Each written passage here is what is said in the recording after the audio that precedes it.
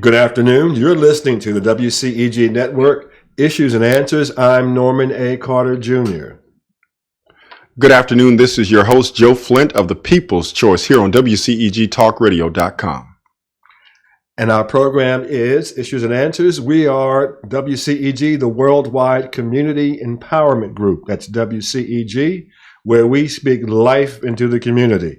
You can like us on Facebook, follow us on Twitter, and on Instagram at WCEG_talk_radio and at WCEG Network. Join the conversation. Call in or Skype at 1-678-619-1402. That's 1-678-619-1402. Call in with your questions, make comments, or voice your concerns. We encourage you. Let us hear from you at 1-678-619-1402. Again, good evening, and reminding you that our opinions, my opinions and the opinions of our guest, are our opinions alone and not the opinions of the WCEG network. Thank you for your support. Joe, welcome to the program. Thank you so much. So good to see you. It's been a while, and Happy New Year to you. Happy New Year to you. Yes, We're sir. both blessed to be here. Absolutely. I heard a preacher say, I'm so glad to be alive. And so I'm right here with you. So glad to be alive. Yes. What a new year. The year is starting off great for me. I don't know about for you. Same here. I have no complaints. I'm still here. I'm still here. Yes, Same sir. Here. Yes, sir. Ground. Every day above ground is a good day unless you're going to where we know we'd like to go. Absolutely. Yes, Absolutely. Indeed. Absolutely. So tell me, what do you think about everything that's taking place on the political scene right now? Of course, I have my personal thoughts as far as the troops being sent to Iran. But do you have any thoughts yourself? I do. And one of my thoughts, and I haven't heard this, maybe I heard it a little bit yesterday on television, but prior to that even, are we wagging the dog? There is an impeachment luring. Right. I mean, it's not lurking, it's right there. Right. And are we being distracted from that, and our thoughts and perhaps the thoughts of certain government officials being switched away from that focus? Right. And the distasteful part of that is we're putting people's lives in danger. Right. So, one of the words that I would like to say penny coined, a year, maybe even 2 or 3 years ago was distractions. Because we saw in the media, a few years back when, this president was elected and all of the things that were taking place were constant distractions. If not even with him, with the murders and the deaths of so many young African males and females, by the police. And it seemed like every time one of those would happen, immediately something else would happen that would take our focus and attention off of that to something else. So I agree that there are a lot of distractions that are taking place. So for me, it's kind of twofold. There are a lot of people who lack the knowledge, if you will, the understanding of what really is going on. I know without a doubt you do, but part of the statement I just made, lack of knowledge, is there's no question that the man that we got rid of was a terroristic threat to the U.S. There's no question to that. Absolutely. Do I agree with how we went about it? Not necessarily. But the fact that he is now no longer a threat to us is a good thing. I am not particularly pleased with the fact that it just happened, like it did, and now without question, we are immediately sending troops, into this land. I put, and I don't know if you saw it, I know we interact, a lot on Facebook sometimes, but I put on my page the other day pertaining to this. And, like anybody, I like a good laugh, I like a good joke, a good meme or whatever is out there. But the one thing that I don't joke about is the service of our servicemen and women. Absolutely. Who serve our country. I myself am a veteran. I served many, many days. I can count them in my head in Afghanistan. Okay. So I know the sacrifice that it takes to be deployed. I know the nervousness that is on you when you're being deployed. I know the fear that's in your mind and in your body when you're being deployed.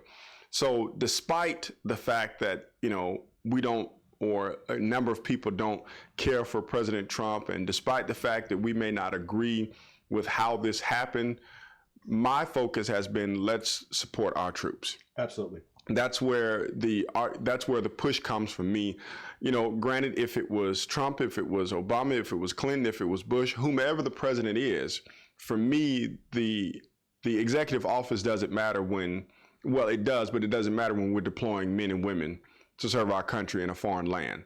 And they, in truth, don't have a say. They have to go and they have to serve our country. So for me, I get it. He's not the most liked president. He's not the most poised, nor is he not the most articulate person that we've ever had in office.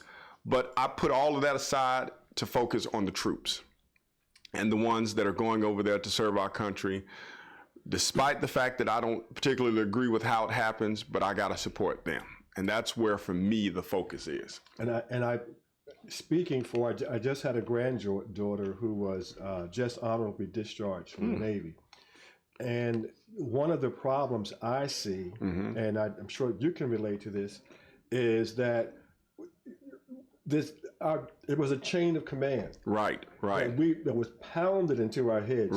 From the very beginning.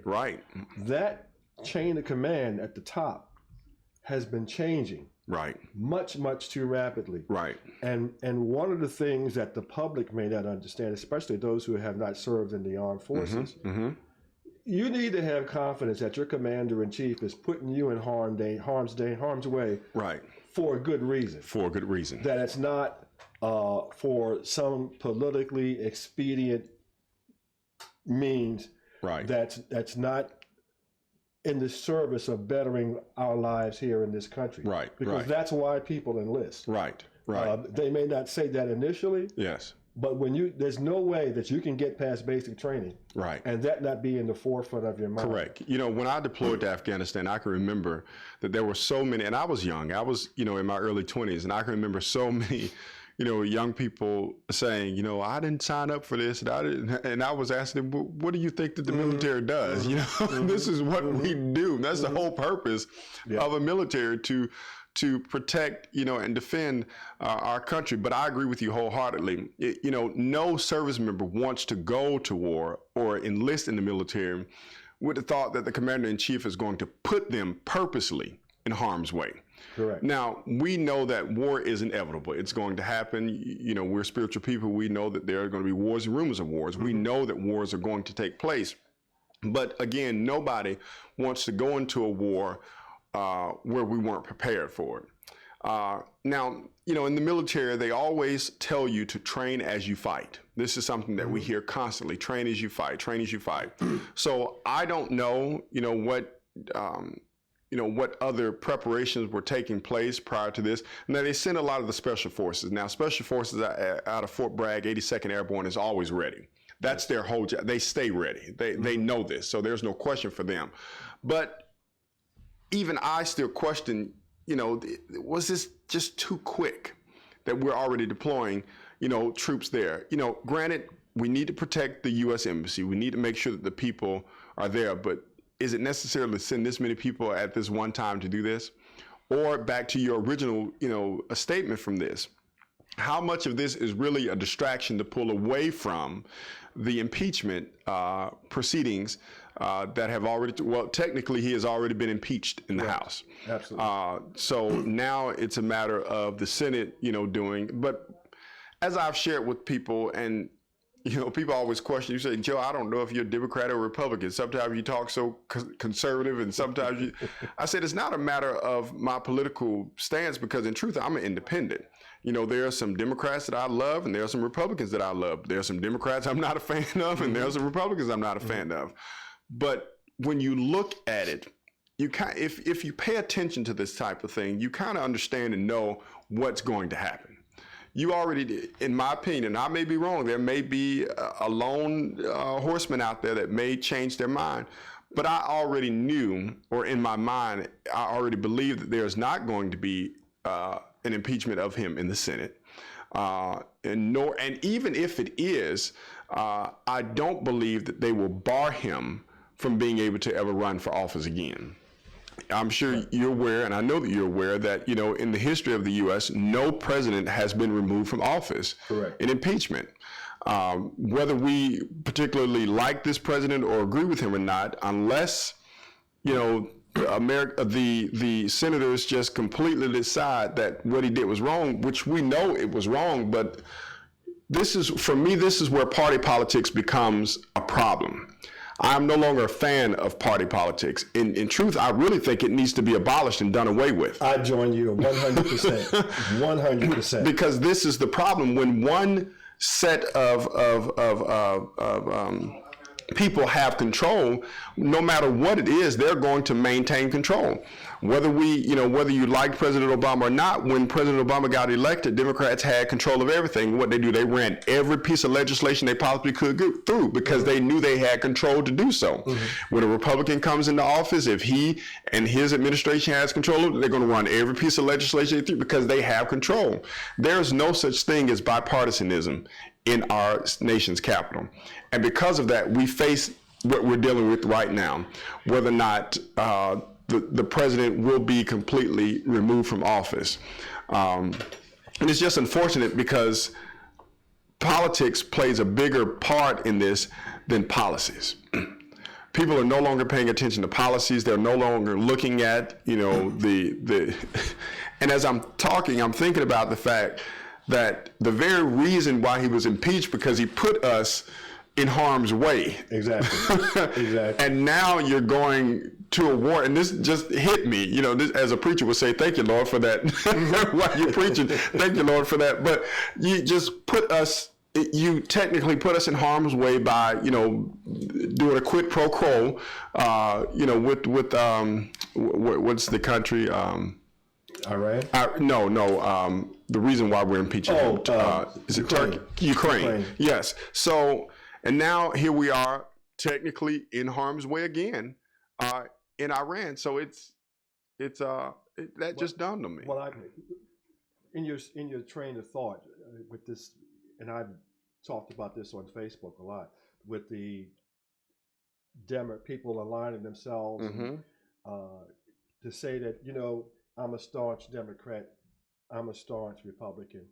That's almost an anachronism. Right. It's not relevant to what's going on in the world. Not right now. at all. And if you can't look at problems, look at situations, and be able to use your reasoning, decipher, yeah,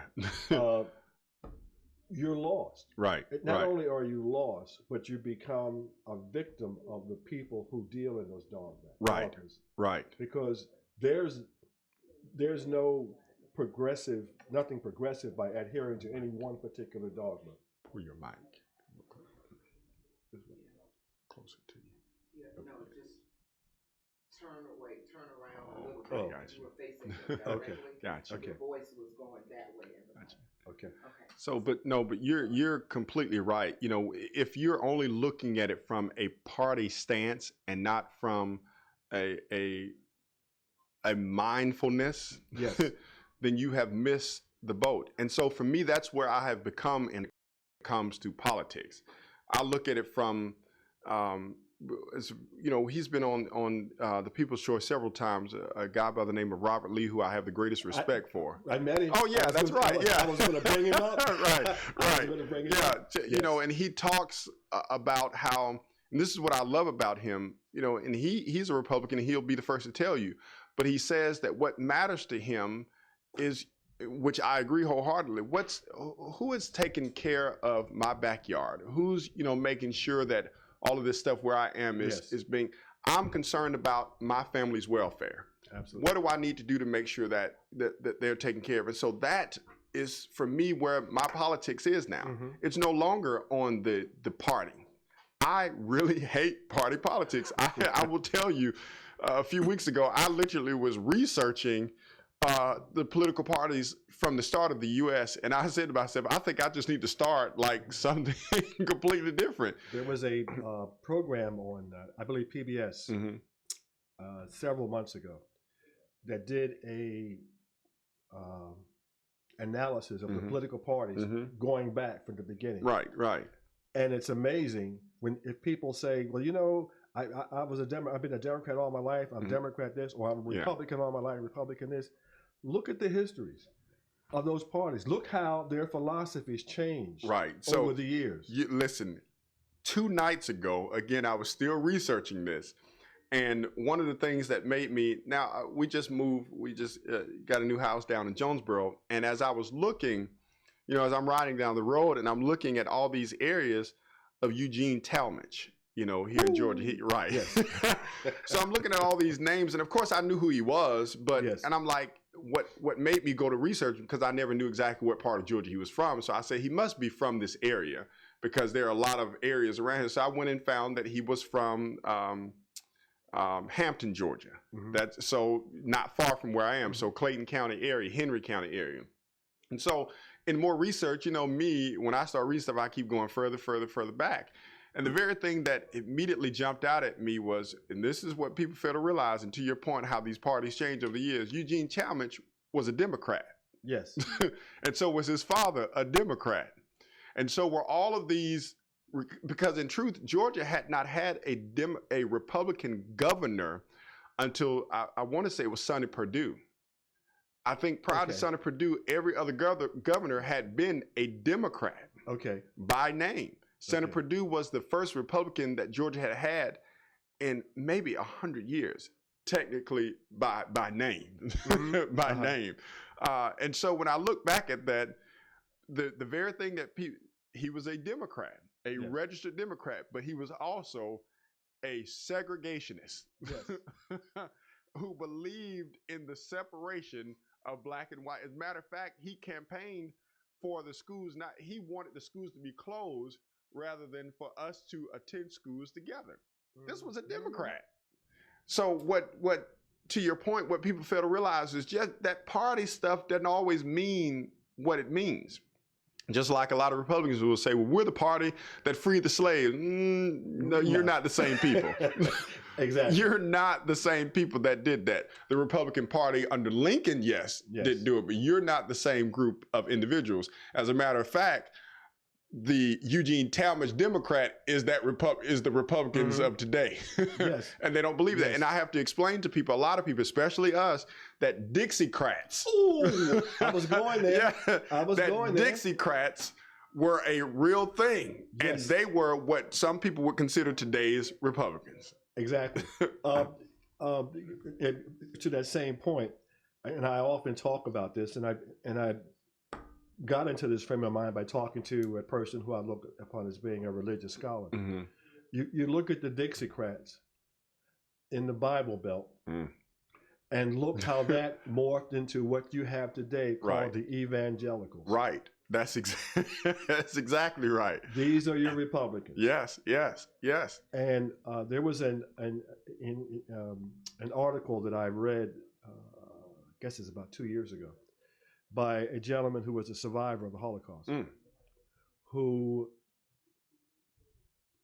wrote about how the Nazis that repatriated to the United States, how they found comfort in the Republican Party. Yes. And this is where they are now. Right. And if you look at people like Stephen Miller, not Donald Trump. Yeah, no. but the power behind him, the voice behind him is Stephen Miller. Yeah. And his philosophy and the philosophies that if you ever go to the Breitbart website. Right. And I've done that. Yeah. And see what they're about.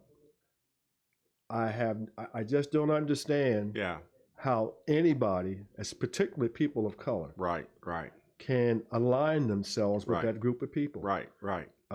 And that's where it really boils down to. It's not even, the Bible speaks of it. You found many adages about it in life. They are sheep in wolves' clothing.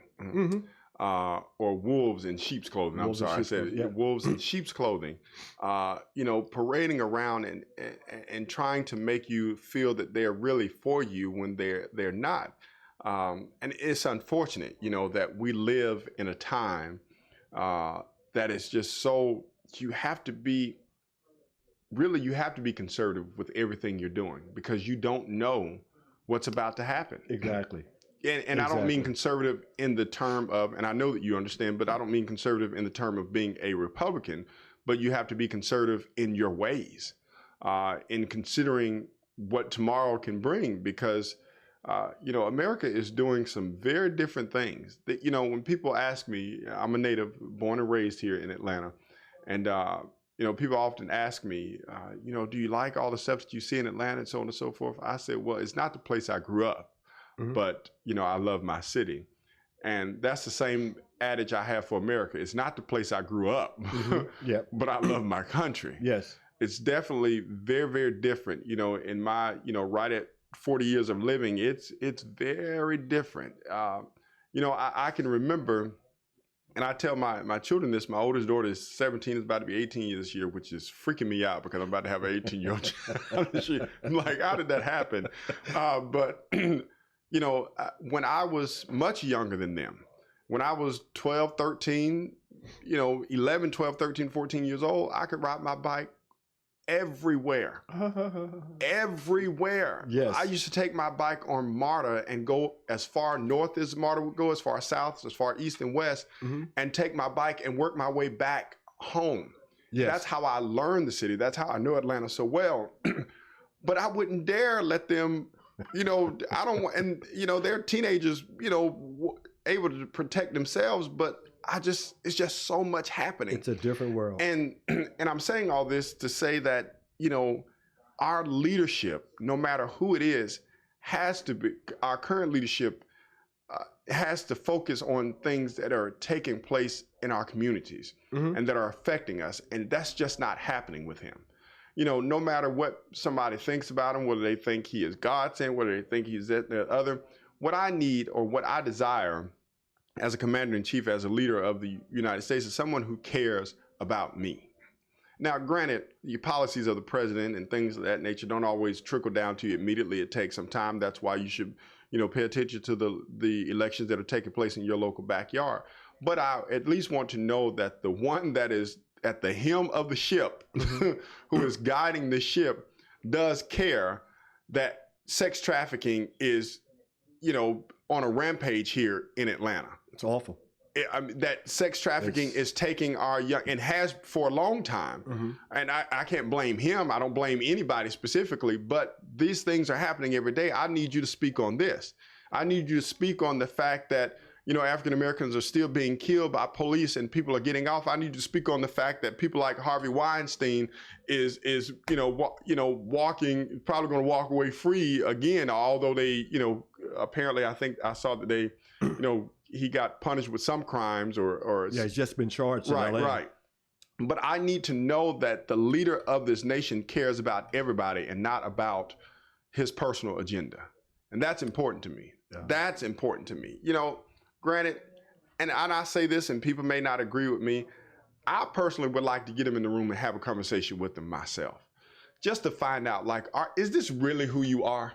Are you really this guy? Or are you just doing this to continue to fuel your base? I don't know, but part of me, and somebody said, that's just a preacher, you Joe, just trying to see the good in everybody. Part of me believes that he is not as bad as he puts on. Part of me believes that he did exactly what he quoted, I think, in the early 90s. I think you might have seen this post. He says, if I ever run for president, I'll run as a Republican because they're dumb enough to elect me as president. He said this. And so I wonder sometimes, is that what he really did? I can't imagine. I know that people are I can't imagine that he's just this lost. I don't want to believe that. I don't agree with his policies, but I just don't want to believe that he is just that gone. I can't believe it. I think he's more infatuated with his position and the feeling of power that he enjoys. Oh, yeah. And whatever it takes, whatever you tell me I need, to stay here. This is where I want to be. Yeah. And for as long as I can be. You know, unfortunately, I think, Mr. Carter, that he's going to be elected again. Oh, I do too. Yeah. And I think that because of this impeachment hearings. Well, I think, and I heard something on the radio on my way in here that happened to flick it onto Rush Limbaugh, which, you know, I can only take for about 5 minutes. But I can't even do that. But he was interviewing Donald Trump. Yeah. And Trump continues to paint the Democratic Party by Tlaib, Ocasio, and that group of militant women who really like go, you know, he can't stand it. But he paints the Democratic Party as those people. Those are the voices of the Democratic Party. And that's causing is its division in that party. And with that division, there's no way that the Democratic Party can have success. I will add to that is the one thing that is always a successful pattern for the Republicans is that they stay on message. Yes. They are always on message with each other, even if they don't agree with what each other really is saying. They stay on message for the sake of the party. Correct. The grand old party is the most important principle of the Republicans. They don't care that you really want to make change. All they care is what the grand old party is looking like. And they're going to do their very best to make sure that the GOP wins regardless. And for me, that's a problem. Because then on the Democratic side, and we do have, I say we, but the Democrats do have a great wealth of unity, but it doesn't show on a national scale. On a national level, it shows nothing but infighting. It shows that everybody is, you know, after each, you know, kind of to your point, is putting the party itself at odds with each other by making these, and the person that's doing this is the president, you know, adding all of this fuel, and the Democrats don't see this. They're not taking the moment to say, wait a minute, this is not us. And rather than doing that, they're coming back and attacking. They're feeding into it. Right, and they're feeding into it. And when I preached yesterday, as my best friend Marshall would say, I gave them 3 points in a poem. That's what I did at the end of my message, 3 points in a holler. I told them the sermon was entitled, you know, those who counted you out can't count. And I gave 3 points: don't give up, don't give in, and don't fall out. And the point that I kind of talked a lot about was the don't give in. Because it's very easy to give in to what the naysayers are saying about you. Correct. It's very easy to fall and become a part of that. It's very easy to even become one of the naysayers. Don't give into it. And that's what the Democratic Party is doing. They're giving into it, and they are doing, they're responding. Every time Winston Churchill said, you'll never get anywhere by throwing a stick at every dog that barks at you. And the Democratic Party is doing that. They're throwing a stick every time he's barking, and they need to turn the other way. Just keep going. You know, I don't, like we started this part of the conversation, I hate to admit it, but he's going to win again. For now, somebody put on, have you ever watched The Simpsons, the show The Simpsons? Never.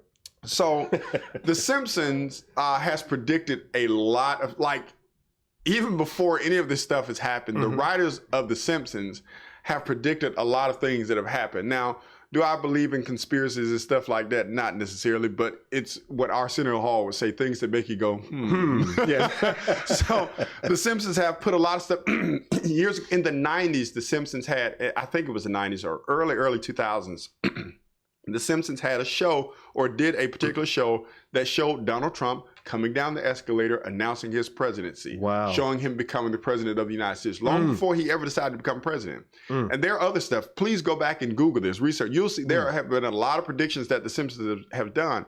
So, but today there was a prediction that, and this was a true, and I watched The Simpsons a lot growing up.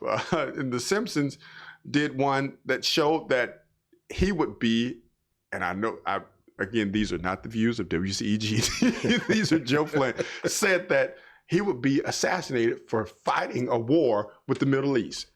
Well, this was a Simpsons episode that took place years ago.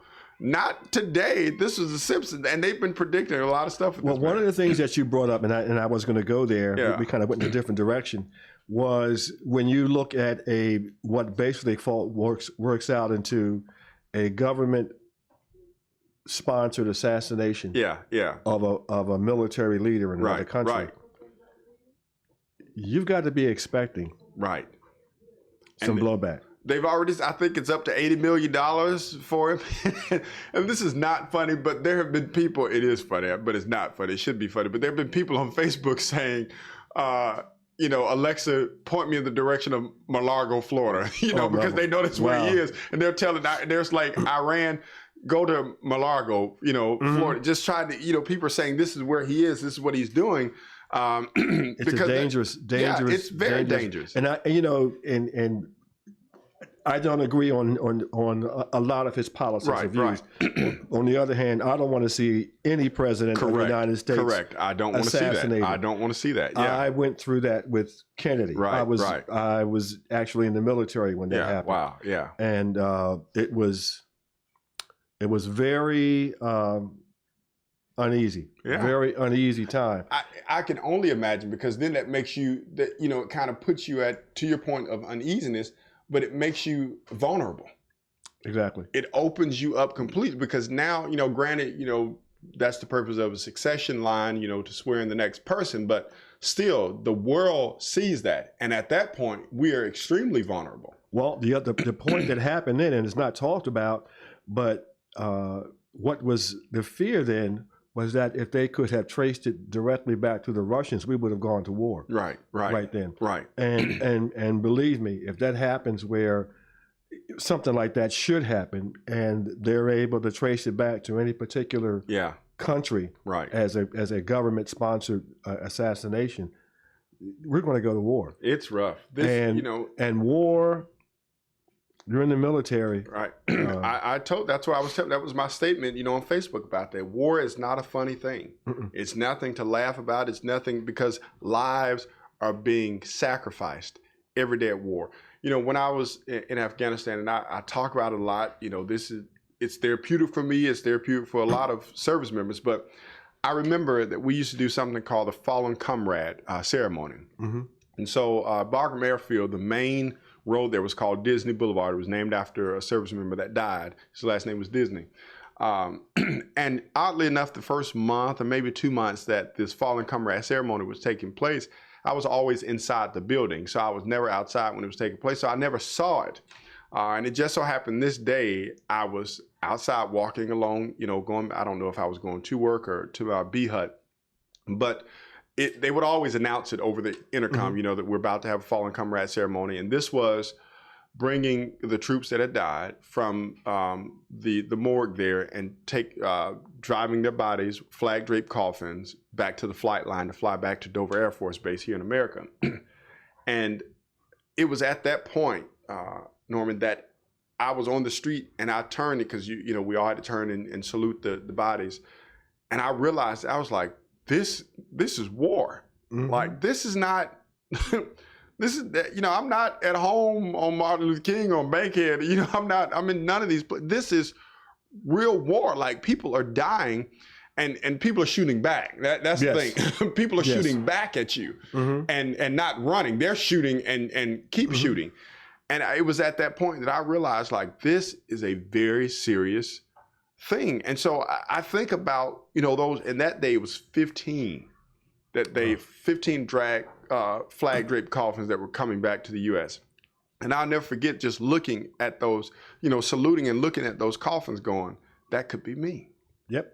That could be me. And so, while we're on this, I just want to say thank you to the men and women, who serve our country every single day. Your sacrifices are above, anything that some people who've never served would never understand. So I know that, Mr. Carter here completely agrees. We appreciate all of you for your work and your service to this country. I think that going along with that, I had, of course, I was served on the Vietnam era. I was lucky enough not to have been in Vietnam. Yes. I had two brothers who did. Right. One was physically wounded, and I had another brother who suffered serious PTSD.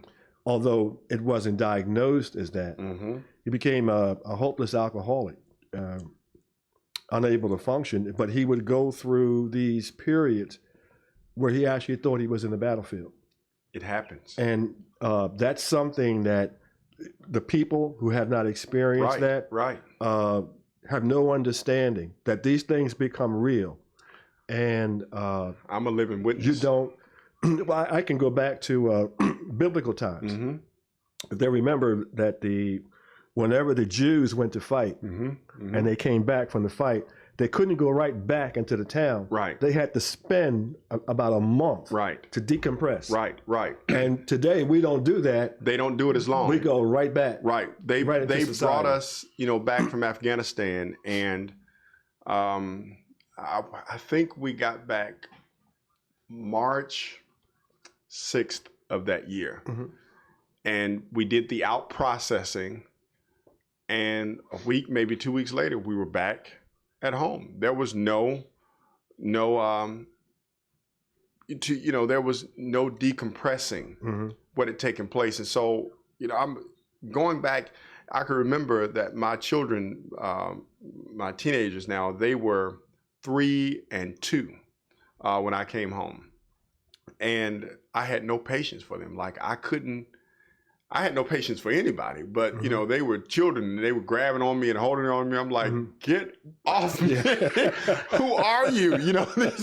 So, it's a big sacrifice. And I mean, and when you have been there, and I've been where your brother has, I have waking up sometimes having to reacclimate myself to realizing that I'm actually at home in my bed and not in the bed that I slept in Afghanistan.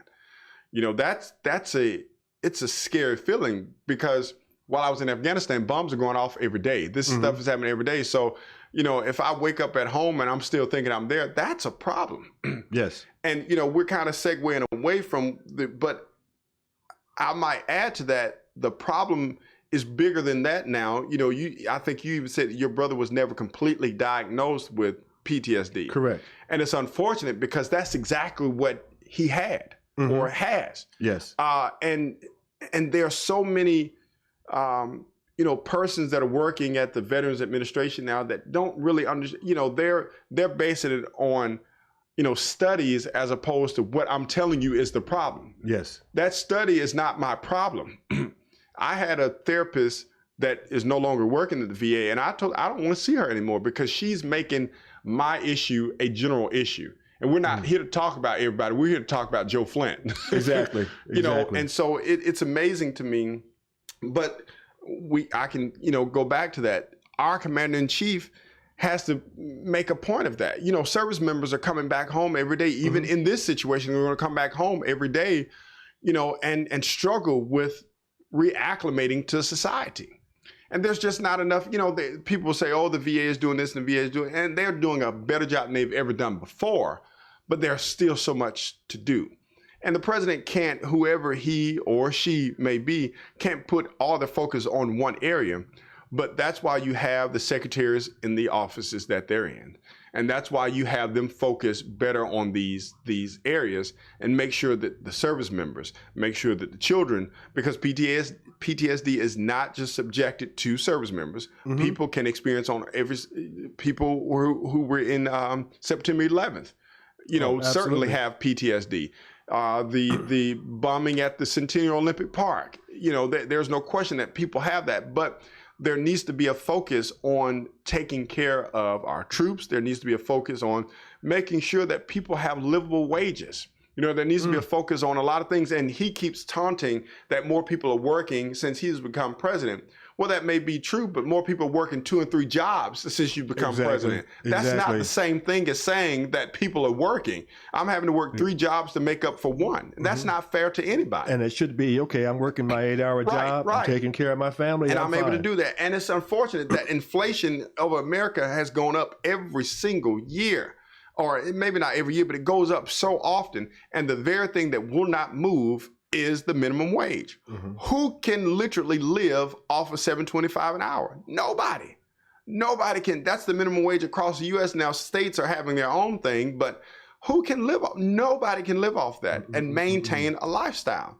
Now, some people will come to me and be like, oh, Joe, the Bible says the poor will be with us always. That may very well be true.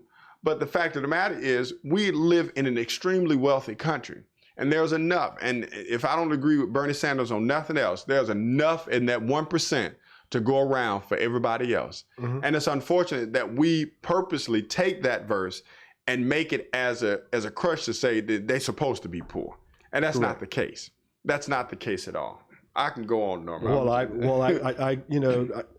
I talked a little bit about this earlier, but how we take biblical verse sometimes and take and run with it in the wrong way. Listen, there was a woman, I tell this story all the time. There was a woman, minister, who put together a ladies' conference down in Florida. And when Jesus was coming back into Bethany, he told them to loose his donkey, or the Bible says to loose his ass for it to go. And this woman put together a woman's conference, and it was entitled "Loose My Ass." So you had women running around the hotel saying "Loose My," have no idea what the purpose of that was. And so if you had been just an innocent bystander, man, you'd be like, "Let me go into this, let me go into this room." And that's unfortunate that people will take stuff out of context and not completely understanding what it means. And I see that, from a spiritual stance. I see that from a political stance, from a policy stance. And that's just like the conversation that people have been having about what the forefathers meant with the impeachment. There was so much conversation about that. Yes, I followed that very closely. So much conversation about that. And the truth, all I could say is, how do we know what they were thinking? All we can go by is what is written. Nobody could say that this is what they were saying when they wrote this. You can't say that. We weren't there. All we can go by is what was put in place. And if we go by that, if we follow it, then, we'll do the due diligence, I can't even talk today, of it. But you can't say that, because one side is saying this is what they were meaning and the other side is saying this is what they were meaning. Well, how can you say that? Well, the iconic forefathers, all of whom had slaves, all of whom who looked at women as well beneath the status of men. Concubines. Yes. Yeah, right. These are your forefathers. Right. These are the people that we praise and homage. Exactly. So when you, like you say, praise and give homage to them, think about who you're saying and who you're saying it about. Right. And as I always say, what are your values? Right. What are your values? What are you? And unfortunately, as we said kind of at the start, the parties have the parties have taken over values. There's no value in any party, if you ask me. I don't think any party is doing anything that's best for America. I don't think any of them are. When I look at the Republicans, I see a lot of anger. I see a lot of wanting to return to make America great again, wanting to return back to, I see a lot of people wanting to go back to Jim Crow. I see a lot of people want to live in that Jim Crow society. And then on the Democratic side, I see agenda and not people. Joe, I think that when we talk about MAGA, the MAGA people, I think what we're seeing, and I hope it's not taken out of context. No, listen. But perhaps for this country, the worst thing that could have happened was to have a black man be president of the United States. Yeah. And I follow exactly what you mean. I get it. Because the Make America Great Again, what are you talking about? Right. What really are you talking about? So what happened? How did it get so bad? What was going on before that? Right. Yes. Let's make America white again. Right. Let's put women back where they belong again. Let's put black people back where they belong again. Right. And I've heard this. Oh, well, we gave you a president. Right. Right.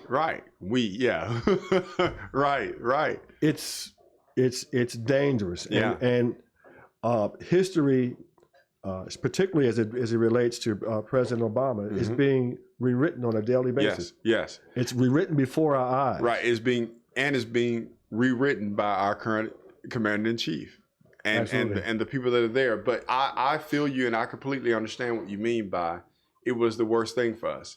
Not in the contents of being able to elect a black president. But what it did is what's happening now. It rooted up all of that anger, Exactly. all of that frustration, all of that, Maynard Jackson, years and years ago said Atlanta was a city too busy to hate. Yes. And, that's what happened during President Obama's administration. America was too busy to hate. But as soon as he got out of office, all that frustration, all that hate that was there, well, it was there when he was in office, because we know, and I get very upset when I speak to Republican friends, and I won't say friends, but Republican counterparts of mine, who will say, that we're bashing Trump and we're doing this. I say, are you kidding me? Like, now, granted, I didn't agree with every policy that President Obama did. There were a lot of things that I was not pleased with him at all. But what you're not going to do is to sit here and tell me that what they're doing to Trump is worse than what they did to President Obama. Yeah. I mean, for lack of a better phrase, they call this man an N-word every day. And Yes. they did. Yes. They did. And I only imagine in Congress when they were sitting there quietly, they were probably saying it to themselves. And they found everything. And our current president was, if you will, the president of the birthers movement, trying to say that the man wasn't even born here. People are forgetting. And so for people to, that's the thing that gets me.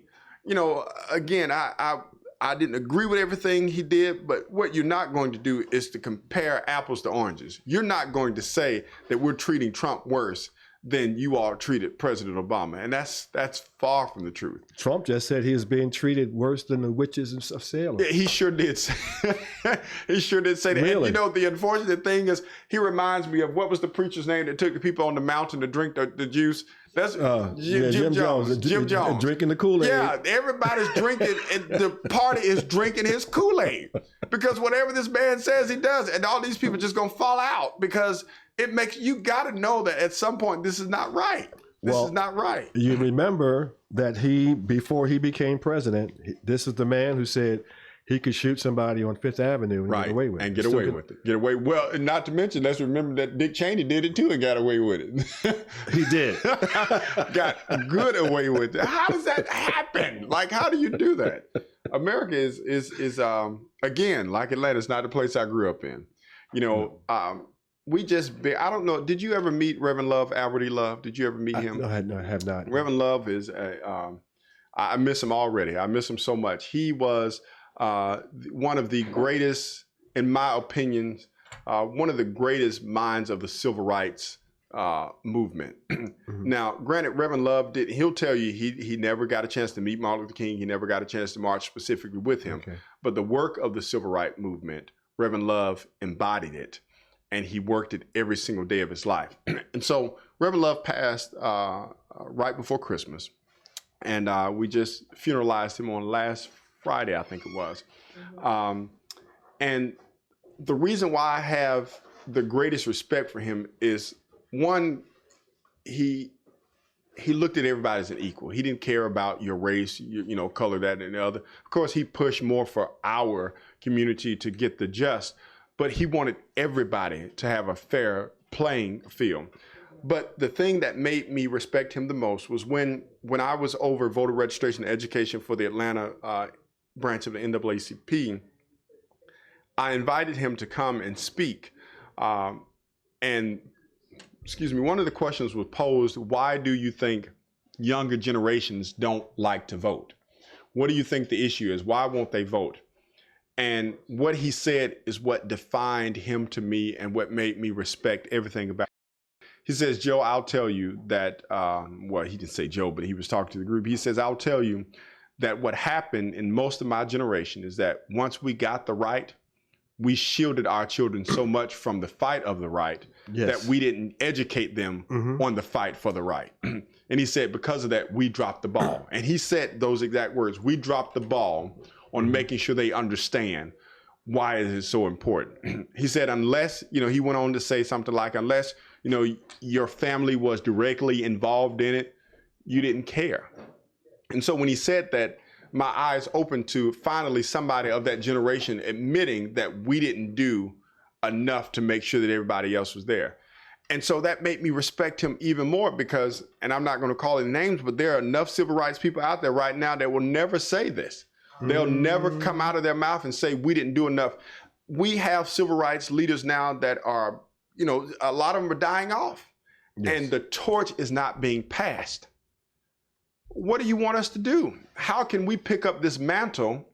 How can we take on if you're not helping us to pick it up? Now, granted, that group of people, Martin King and Ralph Abernathy and Joe Lowry and Andrew Young, you know, not specifically did anybody pass the torch to them, but we know that it's helpful that if we help uplift the generation behind us and they can continue moving it. And I would be the first to tell you, I just don't think, and you know, black folks get mad at me, but I don't think they've done a good job at passing that torch. I really don't. And unfortunately, the civil rights hold that Atlanta has, it won't go away, but the knowledge of it is dying. And now these museums that are being built, in my opinion, are washing away the truth of it. I'm not a fan. I'll be the first to tell you, people get mad at me. I'm not a fan of the new Civil and Human Rights Museum. I'm not that there's nothing in there that you can't learn, but my reason for not being a fan, I don't know if you've been to it yet, but if you look on the wall outside, all the sponsors that are there, very few of those sponsors are African American.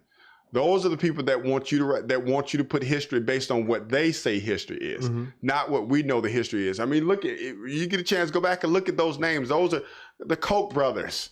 Yes. Yes. KOCH. Right. And I'm thinking, these are not how are these people telling me my history? Well, yeah. And you have to go look at what they support. Right. And I have. And to that same thought, have you been to the I want to say the museum in Washington, D.C., the culture? I have yet to go to it. Oh, my goodness. And I've been to D.C. 3 times, and every time I've tried to go, but I haven't been to go, but we're going this year. It's an experience. Yes. What I liked about it, I mean, I learned a lot by going in there. Yeah. Not only that, but there are people of different cultures in that building visiting. And when I was there were conversations going on. Yeah, about people trying to get an understanding of what all this is about. Right. I'm talking about between black and white, Asian, Mexican.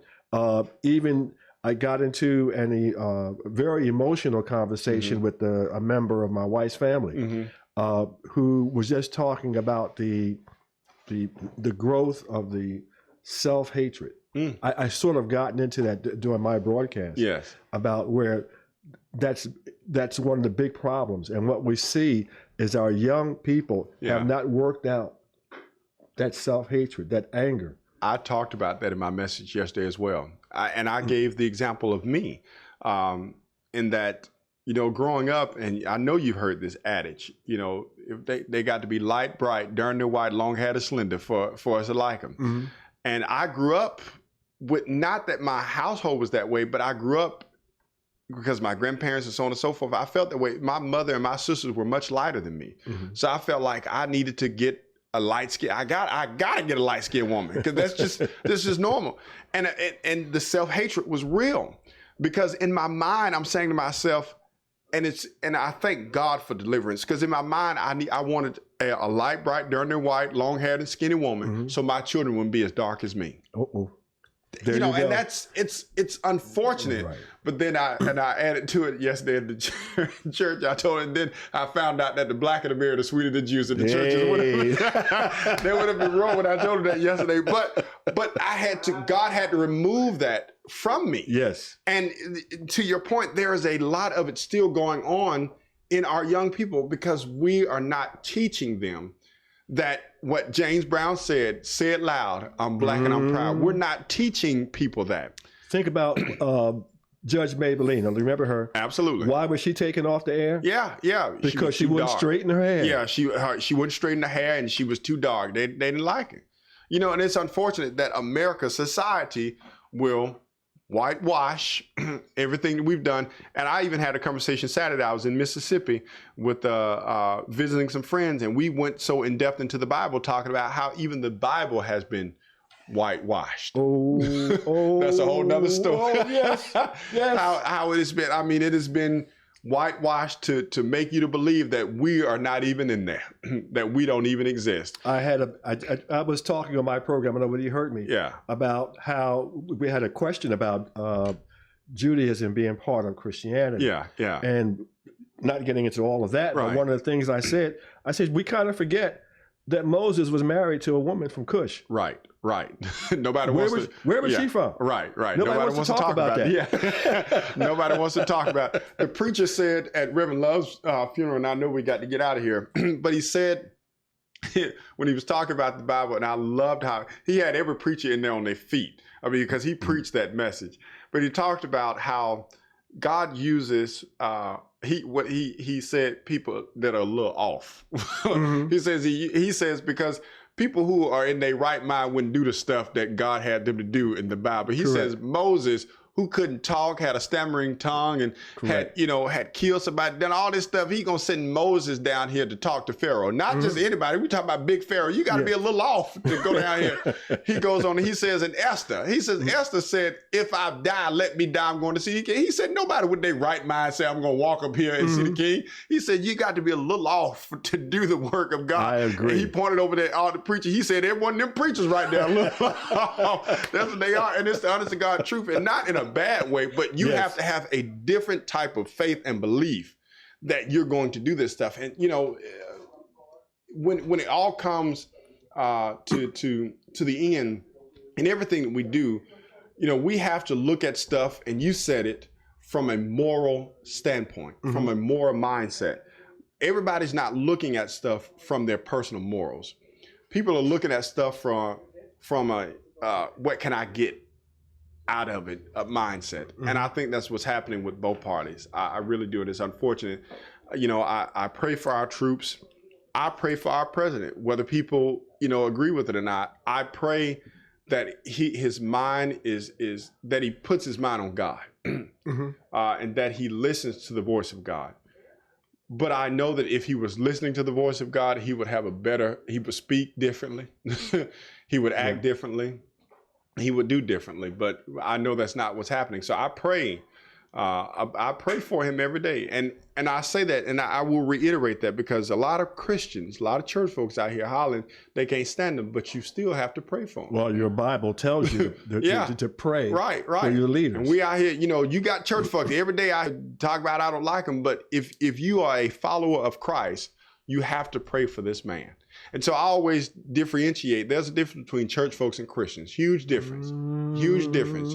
Church folks are the Sadducees and the Pharisees, the ones that Jesus did not deal with. The know-it-alls. Right. Yeah. The ones that he didn't deal with. And everybody else, the whoremonger, the drinker, the lame, the deaf, the blind, these are the people that Jesus hung with. And for some reason, church folks have forgot that those were the people that Jesus spent his time with. He didn't spend his time with the know-it-alls. Correct. Yeah, and I love it. And I don't mean to take over this, but I love it when I think about the conversation between Christ and Nicodemus. And Nicodemus knew everything. Nicodemus knew the law. He knew the principles. He knew the Bible. He knew everything.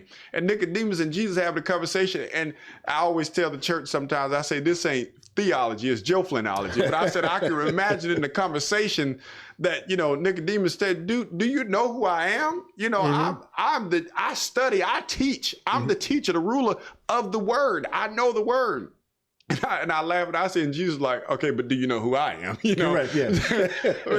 He says, Jesus says, you got to be born again. And Nicodemus says, how can a man be born again? Can he go back to his mother's womb? And Jesus said, no. Man that is born of the flesh is of the flesh, but man that is born of the spirit is of the spirit. And Nicodemus, it's kind of like, it's not an argument, but he's going back and forth. And Christ said, listen, marvel not. Yeah. You got to be born again. You must be. And that's what, people are failing to realize. We can do all this stuff. We can, go back and forth with all these things as far as spiritual wise, but unless we focus and put our sight back on Christ, this world is just falling by the wayside. And it's unfortunate. It's so unfortunate. There is a meaning to I am the way and the light. Right. Conscious focusing on the way. Right. Which was the original name of our religion, right. by the way. I had a woman to tell me the other day that Jesus didn't come to save everybody. She told Correct. me that. I said, really? So you don't think that everybody can be saved? She says, nope. It's everybody can't be saved. I was like, I don't know that's what it means. But I said, I'll let you have that. And I always tell people when I have religious conversations with them, especially if they have a different faith, I always say to them, and this is not me agreeing with them, I just say, I don't argue that. I don't argue that. I just let them have their way. I always thought it was y'all come. Yeah, but right. I could be wrong. Right. Yes, indeed, Brother Norman. It's been a pleasure. It's so good to see you. I'm so glad to be here with you today. Glad to be here with you today. Same here. I've enjoyed it also. Yes, sir. And for those of you listening, we are the new WCEG network, and our opinions are our own. Our opinions. Listen, ladies and gentlemen, it's been my pleasure. This again is Joe Flint, host of the People's Choice. I can say this, we're in a new spot, so I can't say my statement high in the skies of the Atlanta Hartsfield Jackson International Airport anymore, but I can say in the trenches. Here we are. Here we are. In the trenches. Thank you all so much for listening to us. Thank you so much. And it's been a great day, a great programming, and we hope you listen to us again. Thank you and good night. Good night.